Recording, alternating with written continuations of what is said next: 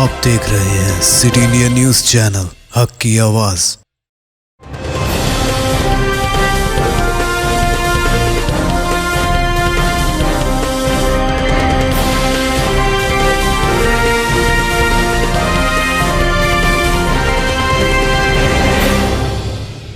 السلام علیکم، میں ہوں شیخ عمر۔ سٹی انڈیا نیوز میں آپ تمام کا خیر مقدم ہے۔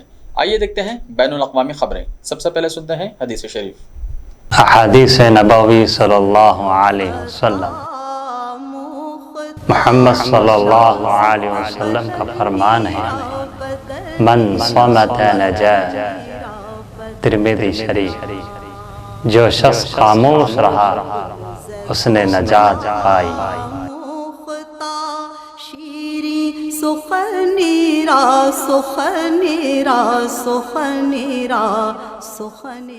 اٹلی کے شہر وینس نے اگلے سال جنوری سے یہاں آنے والے سیاحوں کے لیے انٹری فیس کو لازمی قرار دیا ہے، اور اس کے ساتھ ہی وہ اس طرح کے انٹری فیس لگانے والا دنیا کا پہلا شہر بننے جا رہا ہے۔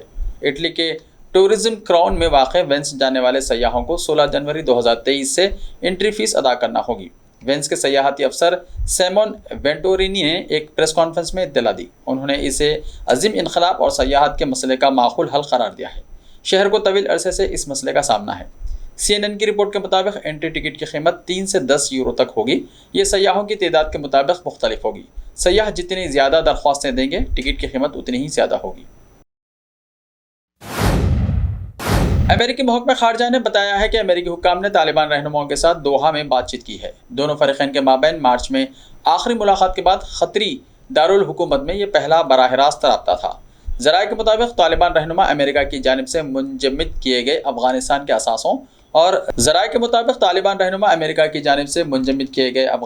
اثاثوں اور زرد مبادلہ کے ذخائر کو بحال کرنے کے راستے تلاش کر رہے ہیں، جبکہ گزشتہ ماہ افغانستان میں آنے والے تباہ کن زلزلے کے باوجود امریکہ طالبان سے یہ یقین دہانی چاہتا ہے کہ یہ رقم افغان عوام کی مدد کے لیے ہی خرچ کی جائے گی۔ امریکی محکمہ خارجہ نے جمعے کے روز ایک بیان میں کہا کہ دوحہ میں بدھ اور جمعرات کو ہونے والے بات چیت کے دوران امریکہ نے زلزلے سے ہونے والی تباہی کے بعد افغان عوام کے لیے $5.50 کی نئی امداد کا اعادہ کیا ہے۔ بیان میں کہا گیا ہے کہ دونوں فریقین نے افغان عوام کی مدد کے لیے افغانستان کے سینٹرل بینک کے $3.5 ارب کے غیر ملکی اثاثوں کو محفوظ کرنے کے لیے امریکی اقدامات پر تفصیل سے بات چیت کی۔ وائٹ ہاؤس کے گزشتہ ہفتے اس رقم کے حوالے سے کہا تھا کہ امریکہ اس مسئلے کو فوری طور پر حل کرنے کے لیے کام کر رہا ہے۔ خیال رہے کہ گزشتہ مہینے مشرقی افغانستان میں 5.9 شدت کا زلزلہ آیا تھا، جس میں 1000 سے زائد افراد ہلاک اور ہزاروں دیگر بے گھر ہو گئے تھے۔ لیبیا کے ریگستان سے 20 تارکین وطن کی نعشیں ملی ہیں، جن کے بارے میں کہا جا رہا ہے کہ راستہ بھٹک جانے کے بعد شدید پیاس کی وجہ سے یہ لوگ موت کا شکار ہو گئے۔ غیر ملکی خبر رساں اداروں کے مطابق نعشوں کو چاڈ کی سرحد سے 120 کلومیٹر جنوب مغرب میں واقع ریگستان سے گزرنے والے ایک ٹرک ڈرائیور نے دیکھا، جس پر اس نے لیبیائی حکام کو اطلاع دی۔ مقامی امدادی ٹیموں کا کہنا ہے کہ مرنے والے افراد تارکین وطن تھے۔ جاں بحق ہونے والوں کی لاشیں ایک سیاہ رنگ کے گاڑی کے قریب سے ملی ہیں، جو کہ خراب حالت میں بند تھی۔ ایمبولینس سروس کے سربراہ ابراہیم بالحسن نے میڈیا کو بتایا کہ یہ 20 افراد کم از کم 14 دن پہلے ہی جاں بحق ہو گئے تھے، جب ان کا آخری مرتبہ 13 جون کو موبائل فون کے ذریعے رابطہ ہوا تھا، تاہم اس کے بعد یہ راستہ بھٹک گئے۔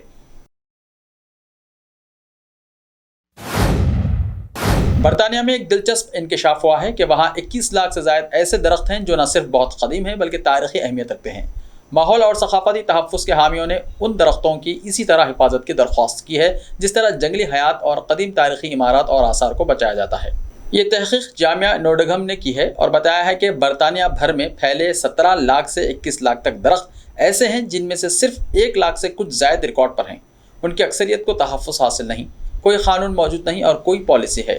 ماہرین نے ان خزانے کو بچانے کے لیے آواز بلند کی ہے۔ سائنسدانوں نے درختوں اور جنگلات کے تحفظ کے ایک ادارے دی ویڈلین ٹرسٹ سے رابطہ کیا ہے اور پورے برطانیہ میں اہم درختوں کی نقشہ کشی کی ہے۔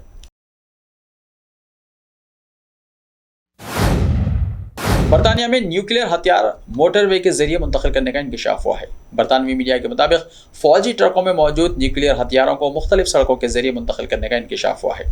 نیوکلیئر ہتھیاروں کے خلاف مہم چلانے والی تنظیم کے کارکنوں کا کہنا ہے کہ نیوکلیئر ہتھیاروں کے ٹرکوں کو کیمبریا، لنکا سٹر اور لنکا شائر کے شاہراہوں سے اسکاٹ لینڈ کی جانب سے جاتے دیکھا گیا۔ न्यूक्लियर हथियारों को बगैर किसी निशान और शनाख्त वाले फौजी ट्रकों के जरिए मुंतकिल किया गया। फौजी ट्रकों में बरतानिया के ट्राइडेंट मिसाइल मौजूद होने का भी इम्कान जाहिर किया गया है। न्यूक्लियर हथियारों के खुफिया तौर पर मुंतकिली का ताल्लुक यूक्रेन जंग से भी हो सकता है।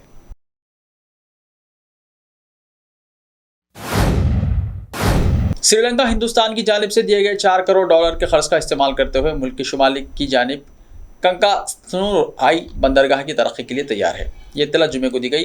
आज जारी रिपोर्ट में कहा गया है कि बंदरगाहों, जहाजरानी और ट्रांसपोर्ट के वजीर नमल सरीबालाडी सिल्वा ने डेली मिरर को बताया कि श्रीलंका पोर्ट्स अथॉरिटी यानी SLPA ने तैयारी का काम शुरू कर दिया है और बाकी काम हिंदुस्तान के एग्जाम बैंक से फंड्स मिलने के बाद किया जाएगा। वजीर ने कहा कि कुछ काम किया है जो हमें करना था, अब हिंदुस्तान की तरफ से एक मुशीर मुकर्रर किया गया है। रिपोर्ट मिलने के बाद हम बंदरगाह के तरक्याती कामों को आगे बढ़ाएंगे। उन्होंने कहा कि फिलहाल यहाँ सिर्फ छोटे जहाज़ ही रुक सकते हैं, हम उसे बड़े जहाज़ों को एडजस्ट करने के लिए तैयार करेंगे। क़ब्ल माही फरवरी के वजीर डगलस देवानंद ने कहा था कि हिंदुस्तान और शुमाली श्रीलंका के दरमियान सामान की नकलो हमल जल्द शुरू हो जाएगी। हिंदुस्तानी मदद से इस बंदरगाह को तैयार करने का काम काफ़ी अरसे से ज़ेर गौर था और हिंदुस्तान ने मई 2009 में तनाज़ा ख़त्म होने के बाद माली इमदाद की पेशकश की थी और उसके बाद वहाँ से मलबा हटाने का काम किया गया था। श्रीलंका के शुमाली हिस्से और हिंदुस्तान के जनूबी हिस्से के दरमियान समंदर की एक तंग पट्टी है जो दोनों ममालिक को अलग करती है।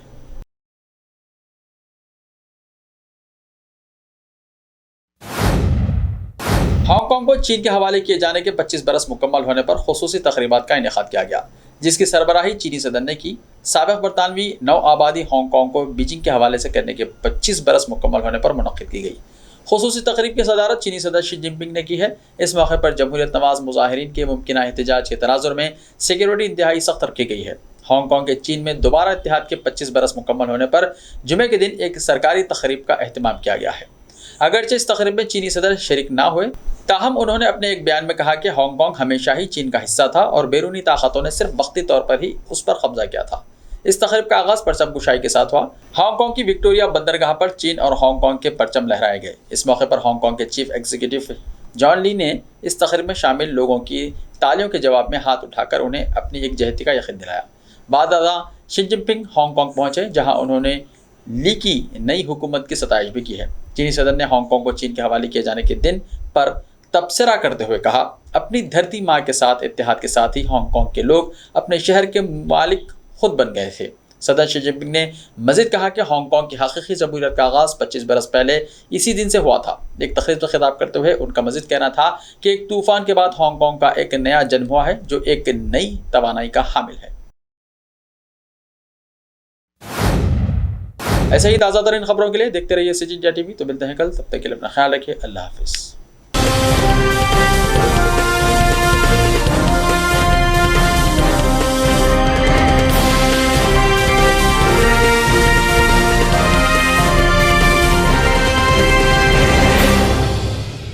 सिर्फ ख्वाबों से नहीं, घर बनते हैं इरादों से।